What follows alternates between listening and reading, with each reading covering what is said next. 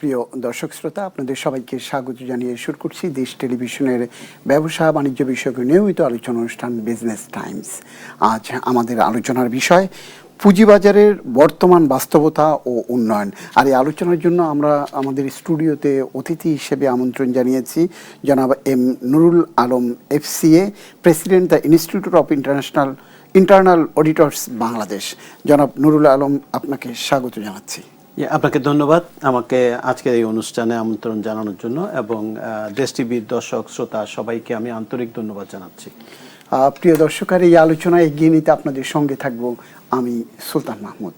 আলোচনায় যাব, তা আলোচনার আগে একটু বলে নিতে চাই যে পুঁজিবাজারের এই নিভু অবস্থা, বা একটা বলা চলে যে টালমাটাল অবস্থা দীর্ঘদিন ধরে আছে, এবং এটি বিগত আওয়ামী লীগ সরকারের সময়ে শেষ দিক থেকে এটি যে অবস্থায় চলে এসেছিল, সেখান থেকে অন্তর্বর্তীকালীন সরকার দায়িত্ব নেবার পর নানানমুখী সংস্কারেরও উদ্যোগ নিতে আমরা দেখেছি, কিন্তু তার সুফল কি এসেছে এই প্রশ্ন বিনিয়োগকারী থেকে শুরু করে পুঁজিবাজারে তালিকাভুক্ত প্রায় সকল কোম্পানির বা উদ্যোক্তাদের রয়েছেন বিশ্লেষক যারা, তাদেরও নানান প্রশ্ন। এর মধ্যে এসছে নতুন নির্বাচিত সরকারের অর্থমন্ত্রী বারবার পুঁজিবাজারকে ত্বরান্বিত করবার জন্য বা পুঁজিবাজারের প্রাণ ফিরিয়ে আনবার জন্য নানানমুখী সংস্কারের উদ্যোগ এবং এটিকে একেবারে শক্তপোক্ত করবার নানান ইঙ্গিত দিচ্ছেন। এ পর্যন্ত বহুবার নানান কথা বলেছেন, কিন্তু বাস্তবে পুঁজিবাজারের উন্নয়নে তার কোনো প্রতিফলন এখনো পর্যন্ত আমাদের কাছে দৃশ্যমান নয়। কোন দিকে হাঁটছে সরকার এবং উদ্যোক্তারা কি চাইছেন, পুঁজিবাজারকে ভাইব্রেন্ট করতে বা সচল করতে কি দরকার, সেটি নিয়ে আমরা আলোচনা করব। জনাব নুরুল আলম FCA, আপনার কাছে প্রথমেই জানতে চাই, পুঁজিবাজারের এই বর্তমান অবস্থা, এটি বারবার বলা হচ্ছে এটি ঘুরে দাঁড়াবে, এই উদ্যোগ নেওয়া হচ্ছে, নিত্য নতুন পরিকল্পনার কথা বলা হচ্ছে, কিন্তু বাস্তবেও কোনো কিছু দেখা যাচ্ছে না কেন? ধন্যবাদ আপনাকে। আপনার ব্রিফিং থেকে আমি যতটুকু জেনেছি আজকের ডিসকাশনের বিষয়বস্তু, পুঁজিবাজার নিয়ে আমরা দীর্ঘদিন যাবৎ কোনো পজিটিভ কিছু বলার সুযোগ পাচ্ছি না, বাট আমি শুরু করতে চাই একটা পজিটিভ কথা দিয়ে। সেটা হলো নতুন নির্বাচিত সরকারের বর্তমান যিনি অর্থমন্ত্রী, তিনি একজন ব্যবসা বান্ধব এবং অত্যন্ত যোগ্য একজন ব্যক্তিত্ব। পুঁজিবাজার ভালো হবে, যেহেতু অর্থমন্ত্রী, আমরা সুযোগ্য একজন অর্থমন্ত্রী পেয়েছি, সেই বিশ্বাস রেখে আমি আমার আলোচনা শুরু করছি। এবং তার পুঁজিবাজার নিয়ে তার দীর্ঘ অভিজ্ঞতা নিজেরও রয়েছে। জি, উনি পুঁজিবাজার নিয়ে দীর্ঘ অভিজ্ঞতা। আপনি জানেন বাংলাদেশে দ্বিতীয় পুঁজিবাজার যেটা চট্টগ্রাম স্টক এক্সচেঞ্জ, ওনার হাত ধরেই প্রতিষ্ঠিত হয়েছে এবং সেটির সভাপতিও ছিলেন, প্রথম চেয়ারম্যান উনি ছিলেন, এবং উনি অত্যন্ত সাকসেসফুলি চট্টগ্রাম স্টক এক্সচেঞ্জকে উনি আজ অবধি ভালো অবস্থায় এটা নিয়ে এসছে। কিন্তু আজকে যে ওভারঅল পুঁজিবাজারের যে অবস্থা আপনি যেটা বললেন, এখানে আমরা দীর্ঘদিন আমরা গত লাস্ট সরকারের রিজাইম যেটা 15 বছর আমরা দেখেছি, সেখানে কয়েকটা এত খারাপ সিদ্ধান্ত নেওয়া হয়েছিল রেগুলেটর থেকে, যেমন আপনার পুঁজিবাজারের ফ্লোর প্রাইসিং, পুঁজিবাজারকে বাঁচানোর জন্য ফ্লোর প্রাইসিং। কিন্তু এই যে করোনাকালীন সময়ে যে পুঁজিবাজারকে বাঁচানোর জন্য যে ফ্লোর প্রাইসিং, সেটা হচ্ছে পুঁজিবাজারকে প্রথম নিজেরা খারাপ করে দিয়ে আবার বাঁচানোর জন্য আরেকটা চরম খারাপ সিদ্ধান্ত ছিল, যার জন্য আজকে আমি প্র্যাকটিক্যালি যদি বলি, একটা কোম্পানির শেয়ারের বর্তমান এটা ফ্লোর প্রাইসে আছে এখনো পর্যন্ত, সেটার প্রাইস 100 টাকার উপরে, কিন্তু এই শেয়ারটা 20 টাকারও নিচে বিক্রি হচ্ছে মার্কেটের বাইরে। কিভাবে বিক্রি হচ্ছে? আপনার ক্রেতা বিক্রেতা ঠিক করে নিচ্ছে আমি 20 টাকা দিয়ে পারচেজ করব, কিন্তু 110 টাকা বা 101 টাকা যেটাই বাজারে এটা ফ্লোর প্রাইস আছে, সেই প্রাইসে কেনা বেচা হবে, কিন্তু প্রকৃতপক্ষে এই টাকাটা আবার তারা ম্যানুয়ালি তারা এটা অ্যাডজাস্ট করে নেবে। এবং এর মধ্যে আপনার ব্রোকারেজ হাউস বলেন কিংবা যারা এই যে শেয়ারটা যে ধারণ করতেছে, যার অ্যাকাউন্টে আছে, সে বলেন সবাই বিভিন্নভাবে ক্ষতিগ্রস্ত হচ্ছে। এখানে মাঝখানে কিছু ফরিয়া বা যে আমরা মিডিয়া যারা আছে তারা কিছু এখানে বেনিফিট নিয়ে চলে যাচ্ছে। অসৎ লোক যারা আছে, যারা এই অসৎ লোকগুলি কোনো কারণে বিভিন্ন চেয়ারে আছে, তারাও এই সিদ্ধান্তগুলি অ্যাপ্রুভ করে তারাও কিছু বেনিফিট নিচ্ছে, which is very damaging to the পুঁজিবাজার। এটা রেগুলেটরের এখানে কিছু করার নেই, কিন্তু রেগুলেটর যেটা ভুল করে ফেলেছে সেই ভুলের মাসুল রেগুলেটরকে নিতে হচ্ছে এখন। কিন্তু আপনি বলছেন পুঁজিবাজার রেগুলেটর কিছু করার নাই, ফ্লোর প্রাইসে প্রায় সব শেয়ার আটকে দেওয়া হয়েছিল, সেখান থেকে একে একে সব তুলে নিয়েছে। একটি কোম্পানিকে কেন এখনো ফ্লোর প্রাইসে আটকে রাখা হলো? এটা রেগুলেটর ভালো বলতে পারবে। আমি যেটা জানি সেটা আমি এখানে বলতে চাচ্ছি না, কারণ এটা ওনারা বলবে যে বাজার মানে ড্রাস্টিক্যালি ফল করবে, এটা যদি এটা হিউজ ক্যাপিটাল ডেপথ, যার জন্য প্রবলেম হবে, সেই জন্য হয়তো ওরা তুলছে না। বাট এটা কখনো আপনার একটা ভালো পুঁজিবাজারের জন্য ভালো সিদ্ধান্ত কখনো না, কারণ এটা হচ্ছে একটা ম্যাকি ডিসিশন।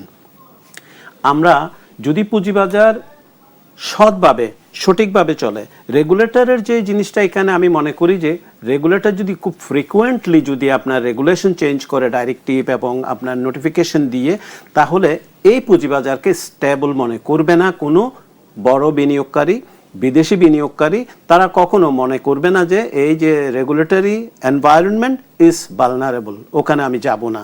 সুতরাং স্টেবল হতে হবে। যেমন পুঁজিবাজারের জন্য একটা সরকার, স্টেবল সরকার দরকার, যেটা বর্তমান সরকার প্রতিষ্ঠিত হয়েছে বাংলাদেশে জনগণের দ্বারা। এই সরকারকে যদি আমরা স্টেবল গভর্নমেন্ট বলি, একই সাথে পুঁজিবাজার রেগুলেটরকেও একটা স্টেবল রেগুলেটরি এনভায়রনমেন্ট তৈরি করতে হবে এবং স্টেবল গ্রহণযোগ্য একটা রেগুলেটরি এনভায়রনমেন্ট যারা ইনভেস্টর, যারা আদার স্টেক হোল্ডার পুঁজিবাজারে, তারা এক্সপেক্ট করতেছে। সুতরাং এখানে regulator, government, this are the very important stakeholder of the capital market. আমাদের ক্যাপিটাল মার্কেটে যারা মূলত যারা অত্যন্ত ইম্পর্টেন্ট যারা প্লেয়ার, তার মধ্যে ধরেন এখানে যারা বড় বিনিয়োগকারী আছে, যারা ক্ষুদ্র বিনিয়োগকারী আছে এবং যারা ইস্যুয়ার, তারপর হচ্ছে এখানে ব্রোকারেজ হাউসগুলি আছে এবং আদার মিডিয়েটর যারা আছে। তার মধ্যে যেটা বাজারটাকে যারা চালাচ্ছে, স্টক এক্সচেঞ্জগুলি, তারা তাদের সবার রেগুলেশন, তাদের সবার অ্যাকচুয়ালি রেগুলেটরি এনভায়রনমেন্ট এবং তাদের সবার যে পুঁজিবাজারকে পরিচালনা করার যেই পরিবেশটা, সেটাকে স্টেবল করতে হবে। সেটা অন্তর্বর্তীকালীন, জনাব নুরুল আমিন, অন্তর্বর্তীকালীন সরকার এই পুঁজিবাজারে 1.5 দশকে যে অনিয়ম, দুর্নীতি, অন্যায়, অনাচার হয়েছে, সেটিকে ঢেলে সাজাবার জন্য নানানমুখী সংস্কারও উদ্যোগ নিয়েছিল এবং কিছু সুপারিশমালাও তৈরি হয়েছিল। আমরা দেখলাম সেটিও কিন্তু অনেক স্টেক হোল্ডাররা মানতে চাইছেন না। কারণটা কি? পুঁজিবাজারকে আপনার সঠিক পথে আনার জন্য অন্তর্বর্তী সরকারের যে উদ্যোগ ছিল, সেই উদ্যোগটা আপনার যদি একটা এক্সপেরিয়েন্সড অ্যান্ড এফিশিয়েন্ট জায়গা থেকে আসতো, তাহলে সেটা সঠিক হতো এবং পুঁজিবাজারের জন্য এটা জুৎসই বা ভালো হতো। কিন্তু সেটা যদি একটা এক্সপেরিয়েন্স লোকের কাছ থেকে, পুঁজিবাজার বোঝে না এরকম একটা লোককে যদি আমি পুঁজিবাজারের কথা বলতে বলি, তাহলে তো হবে না। পুঁজিবাজারে কারা প্লেয়ার, পুঁজিবাজার কিভাবে চলে, এটা পুঁজিবাজার তো এখন ধরেন আমি বলবো যে রেগুলেটর তো পুঁজিবাজার কেনাবেচা করতে যাবে না। রেগুলেটরকে থাকতে হবে রেগুলেটর হিসাবে, তার যে কর্মকাণ্ড সেগুলি থাকতে হবে, যাতে করে কোনো জায়গায় কোনো ইনফ্লুয়েন্স না হয়, কেনাবেচায় যেন কোনো ইনফ্লুয়েন্স না হয়। কিন্তু আমাদের দেশে যেটা হয়েছে, রেগুলেটর ইনফ্লুয়েন্স করেছে। গত 1.5 বছরে আমরা সেই ইনফ্লুয়েন্সটা তো দেখি নাই মার্কেটে। গত 1.5 বছরে যেটা হয়েছে সেটা হচ্ছে আপনার পুঁজিবাজার একটা জায়গায় রেখে দিয়ে আমি যদি শুধু এনফোর্সমেন্ট করতে চাই, এটাও ঠিক না। যেমন এনফোর্সমেন্টটা সময় উপযোগী হতে হবে, এনফোর্সমেন্টটা প্রপারলি হতে হবে, এবং আমি এনফোর্সমেন্ট করতে করতে যদি আমার সমস্ত প্লেয়ারদেরকে আমি কারাগারে পাঠিয়ে দিই, তাহলে কেমনে পুঁজিবাজার চলবে? এটা একটা বিষয় আছে। আরেকটা বিষয় হচ্ছে আপনার এই পুঁজিবাজারকে আমি গত কেয়ারটেকার গভর্নমেন্টের পর থেকে, ইন্টারিম গভর্নমেন্টের পর থেকে আজ অবধি আপনি দেখেন 2 বছরের বেশি সময় হয়ে গেছে, কিন্তু একটা নতুন আইপিও পুঁজিবাজার এসছে। পুঁজিবাজারে যে আইপিও যদি না আসে, সেই অ্যাপ্লিকেশন তো করতে লাগবে উদ্যোক্তাদের পক্ষ থেকে। আমি এই আলোচনা নিয়ে আবার আসবো আপনার কাছে, আপনার মতামত শুনতে। তার আগে নেব একটি বিজ্ঞাপন বিরতি। প্রিয় দর্শক, নিচ্ছি একটি বিজ্ঞাপন বিরতি, ফিরবো কিছুক্ষণের মধ্যে, আমাদের সঙ্গেই থাকুন। বিজ্ঞাপন বিরতির পর ফিরছি এবার আমাদের নির্ধারিত আলোচনা। আজকে আলোচনার বিষয় পুঁজিবাজারে বর্তমান বাস্তবতা ও উন্নয়ন। আর এই আলোচনার জন্য আমাদের সঙ্গে অতিথি হিসেবে রয়েছেন জনাব M Nurul Alam, FCA, president the institute of internal auditors Bangladesh. জনাব নুরুল আলম, আমরা বিরতির আগে কথা বলছিলাম, আপনি বলছিলেন যে নতুন কোম্পানি প্রায় 2 বছর হলো একটিও এলো না। কেন এলো না? এই দায় কি শুধু নিয়ন্ত্রক সংস্থার, না কোনো ঘাটতি আছে? সামনে বাজেট আসছে, সেই বাজেটে কোনো এমন কোনো সাপোর্ট পুঁজিবাজারের জন্য দরকার কিনা যেটা এই মৃতপ্রায় পুঁজিবাজারকে আবার পুনরুজ্জীবিত করা যায়? ধন্যবাদ আপনাকে। আইপিও না আসার কারণটা যদি আমরা একদম সোজা ভাষায় যদি বুঝি, সেটা হচ্ছে আইপিও অ্যাপ্রুভাল অথরিটি হচ্ছে regulator, Bangladesh securities and exchange commission. So IPO না আসার দায়িত্বটা ওনাদেরই নিতে হবে। কিন্তু সেই অ্যাপ্লিকেশনই যদি না আসে, অ্যাপ্রুভাল তো পরের কথা, আগে তো আপনাকে অ্যাপ্লিকেশন আসতে লাগবে, সেটাই তো আমরা দেখছি না।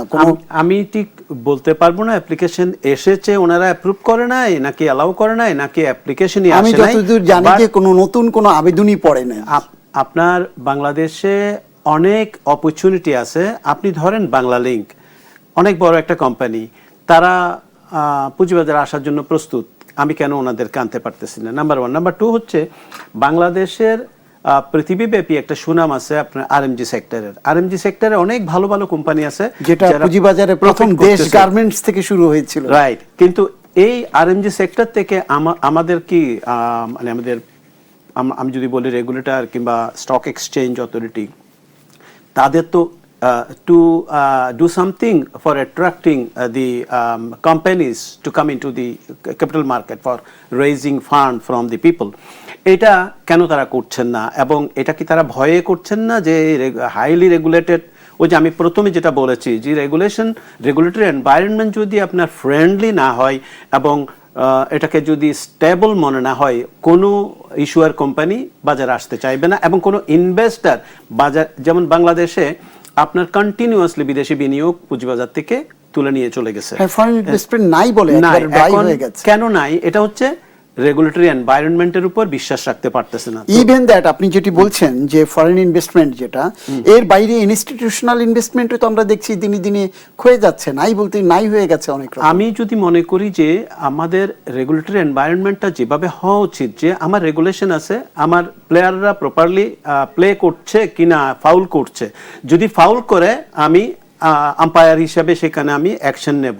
কিন্তু আমি মার্কেট পরিচালনায় যদি আমি চিন্তা করি প্রিকনসিভ আইডিয়া নিয়ে, তাহলে আমি রেগুলেটর হিসেবে কখনো আমার মার্কেট আমি রেগুলেট করতে পারবো না। এখন এই অবস্থা থেকে উত্তরণে বাজেটে কি চাইছেন? বাজেটে আমি যেটা মনে করি যে আমাদের বর্তমান মাননীয় অর্থমন্ত্রী অত্যন্ত পুঁজিবাজার বান্ধব অর্থমন্ত্রী আমরা বাংলাদেশ পেয়েছে।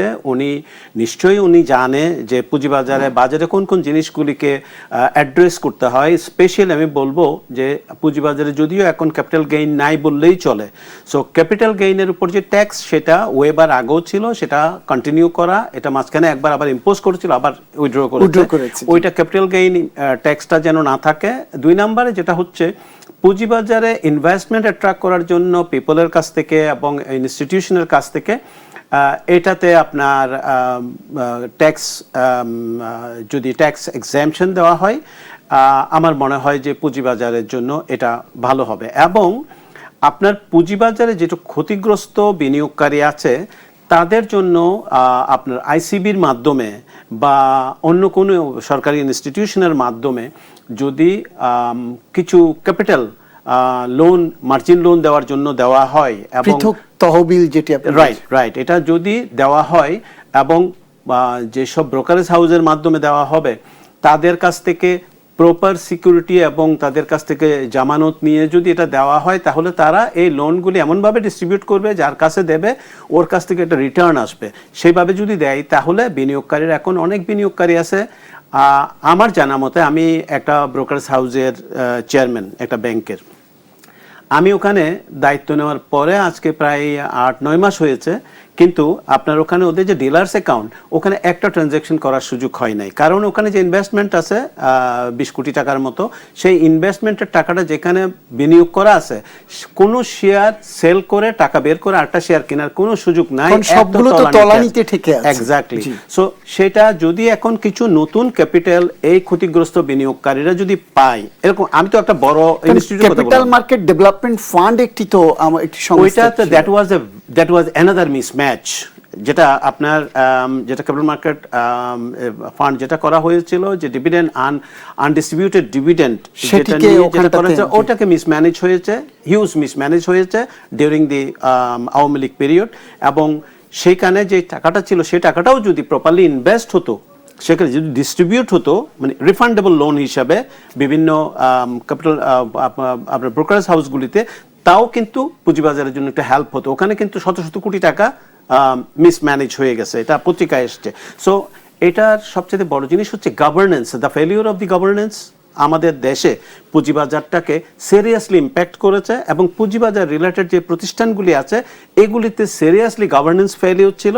আমি যে একজন গভর্নেন্সের আমি বলতে পারেন যে এক্সপার্ট, আমি বাংলাদেশে কর্পোরেট গভর্নেন্স অ্যাওয়ার্ড ইন্ট্রোডিউস করেছি আমি, এবং আমি সেটার ফার্স্ট প্রেসিডেন্ট ছিলাম। আমাদের গভর্নেন্সটা খুব বেশি দরকার, সেই গভর্নেন্স যাতে প্রতিষ্ঠা হয়, সরকারের পক্ষ থেকে সেই উদ্যোগ নেওয়ার কথা বলছেন। অফকোর্স সরকারের এখানে গভর্নেন্স প্রতিষ্ঠা করার জন্য যেসব প্রতিষ্ঠান, যেমন আমাদের আমি দুইটা প্রতিষ্ঠানের সাথে জড়িত, প্রফেশনাল প্রতিষ্ঠান, একটা হচ্ছে institute of chartered secretaries of Bangladesh, এবং আরেকটা হচ্ছে the institute of internal auditors Bangladesh.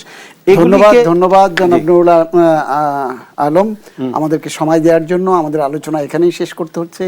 প্রিয় দর্শক, আজকের আলোচনা এখানেই শেষ করছি। আবার দেখা হবে কোনোদিন অন্য অতিথির সঙ্গে এই পুঁজিবাজার নিয়ে আলোচনা শেষ করবার আগে শুধু জানিয়ে রাখতে চাই, দেশ টেলিভিশনের ব্যবসা বাণিজ্য বিষয়ক এই আলোচনা অনুষ্ঠান বিজনেস টাইমস সপ্তাহের শনি থেকে বৃহস্পতি একই সময়ে সরাসরি সম্প্রচার হয়ে থাকে। আমাদের সঙ্গে থাকবার জন্য আপনাদের সবাইকে অনেক অনেক ধন্যবাদ। আল্লাহ হাফেজ।